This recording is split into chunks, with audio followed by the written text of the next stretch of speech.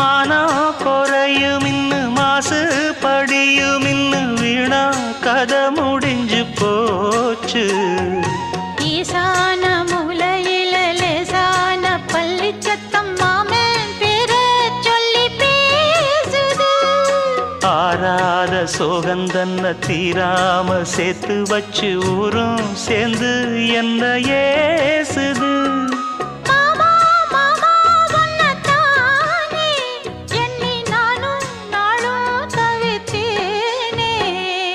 கூண்டுக்குள்ள என்ன வச்சு கூடி நின்ன ஊற விட்டு கூண்டுக்குள்ள போனதென்ன கோலக்கிளியே.